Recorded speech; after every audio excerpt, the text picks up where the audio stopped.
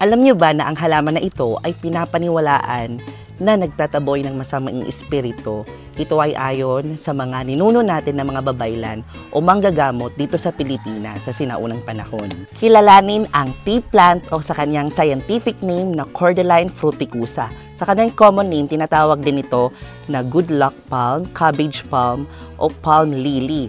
Pero dito sa Eastern Visayas, kilala ito na kilala, panhauli, o di kaya tinatawag dito na kalipayan. Kung inyong mamaripatin, ang estilo ng halaman at mga dahon nito ay may pulang dahon at matibay na sanga.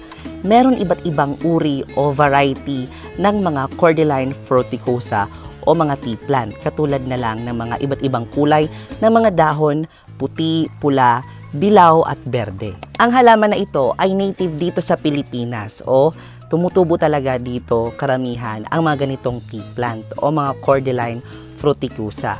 And then, bahagi din sa mga iba't ibang bansa katulad ng Southeast Asia ay native din ito katulad ng Thailand at Indonesia. Alam nyo ba mga ka-jungle na ang halaman daw nito, dati yung mga indigenous people o mga sinaunang tao, yung mga dahon nito ay sinasama sa sangkap ng paggawa ng ritual para pantaboy ng masamang espiritu. Dahil ang halaman na ito ay may kakayahan itaboy ang masamang aura sa loob ng isang tao. Pag-usapan naman natin ang pag-aalaga ng ating mga tea plant. Alam nyo ba when it comes to sunlight o pag-aalaga dito, dapat tutok talaga sila sa araw dahil ito ay mga outdoor plant. Kaya naman ginagawa din itong mga bonsai plant dahil mga outdoor plant din ito. When it comes to watering naman o pagdidilig dito sa ating mga tea plant, simpleng-simple lang. Pwede kayong magdilig dito araw-araw.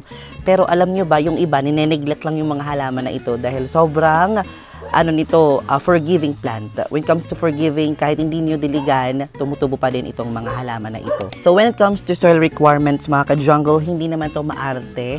So, pwedeng garden soil o kahit nga yung nasa inyo lang bakuran, pwede mo nang itusok at tutubo ito.